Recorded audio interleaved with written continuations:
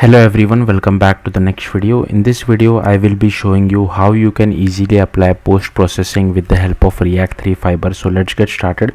So first let me go through the boilerplate code. Here we are just using different GLTF model, nothing else. So let me show you the code. I have generated a React application using Wait, but you can use whatever framework you feel like. And inside dependencies I have added React 3 Tray, React 3 Fiber, React 3 post processing. Yeah, you don't really require Tailwind CSS, and I am also using Leva. So if you want, you can add that because depending on Leva, we will be applying different kind of post processing effect. It makes your job easier, and obviously we require 3 and type/3 inside dev dependency as well. Then I'll quickly go through the code. So here I have three GLTF model, and inside textures I have added this particular texture as well. So you can use whatever texture makes sense to you. Then I have generated two components, this tavern which is based on this cozy tavern. So to generate all this code, what you can do is just take your GLTF model and drag and drop to this particular website. It will give you all the required code which is necessary. Similarly, I have done this for this switch.gltf as well. So I've generated this switch.jsx. Same for medieval.gltf, but I have not created a separate component. I have just added that inside app.tsx, which I will show you shortly. Okay, firstly, these are all the imports. This error I'm getting because these files are JSX files and not TSX. I was getting a lot of issues with TSX, that's why I decided to keep them as JSX. And here you can see we have a canvas, color, experience as well. This is the background for our scene, and here we have experience. So we are defining orbit controls. This is the environment with the background, and here is our medieval witch as well as tavern.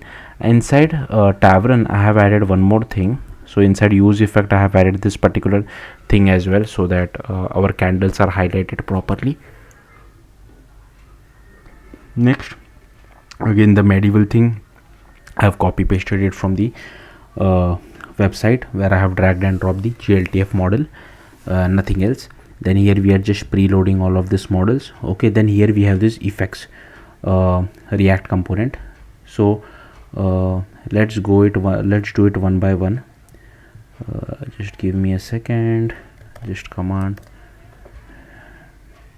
Okay, so first what you need to do is here you need to apply this effects. Now this effect is our React component. Do not import this effect from React 3 Fiber or React 3 Tray.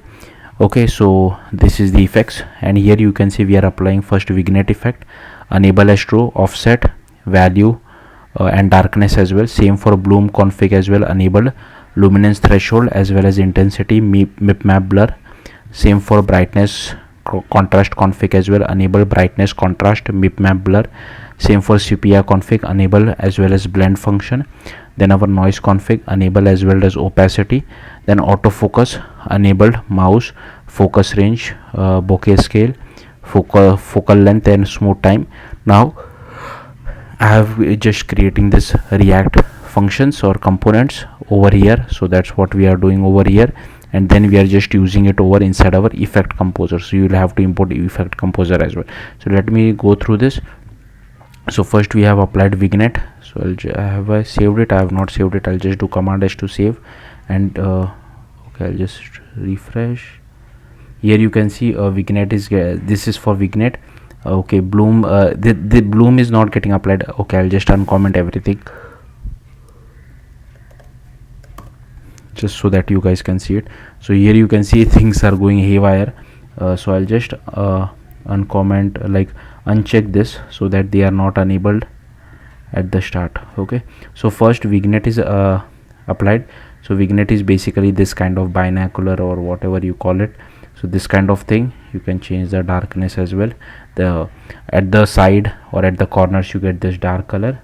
Then this bloom, so I can just decrease the intensity a lightly. So this is coming from the candle, right? Because in the candle we had applied this multiply scalar of 50 as well, that's why. So you can just change the intensity. Okay, if you want to disable map blur, that's fine as well. Here is for brightness contrast, so you can change the brightness to whatever you feel like, and here is the contrast as well. Here again map blur, this is the sepia, and here you can apply various kind of things. So here you can see this is what sepia filter is basically like. Okay, and then there is noise as well if you want to apply noise to your GLTF model. And finally autofocus, it doesn't really work for me, I don't know why. So basically what should have happened is whenever I move my cursor to any object, it should have focused. It is not working for me, I don't know why. If you know, do let me know in the comments.